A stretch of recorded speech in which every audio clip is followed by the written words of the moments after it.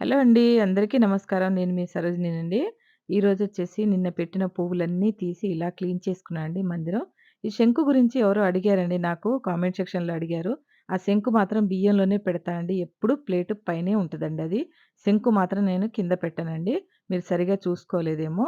ఎప్పుడు శంకు పైనే ఉంటదండి. ఇలా అలంకారం చేసుకొని చక్కగా స్వామివారికి అభిషేకాలన్నీ చేసుకొని నెయ్యి దీపం పెట్టానండి. చిన్న కోరిక కోరుకొని దీపం పెట్టానండి. ఎందుకంటే మనం ఎప్పుడన్నా ఒకసారి నేను గజలక్ష్మి దీపానికి చెప్పుకుంటానండి నా కోరికలు. కానీ ఈరోజు ఈ నెయ్యి దీపం వెలిగించి స్వామివారికి నా కోరికను చెప్పుకోవాలనిపించిందండి. ఈరోజు ఈ కోరిక చెప్పినందుకు ఎన్నటికి తీరేనండి. కాపోతే నేను కోరుకున్నాను. స్వామివారికి ఇలా పచ్చకర్పూరం అంతా చల్లి సువాసన కోసం మంచిగా దీపం, ధూపం, తాంబూలం ఇచ్చేసి స్వామివారికి చక్కగా హారతిచ్చానండి. ఈరోజు నైవేద్యంలో చక్కగా పువ్వులు, పండ్లు అన్నీ పెట్టానండి. రవ్వ కేసరి, పాలు, బెల్లం ఇలా హారతితో కంప్లీట్ చేశానండి నా పూజని. మొత్తంగా చివర్లో మాత్రం సాంబ్రాణి వేసుకోవాలండి మంచిదండి.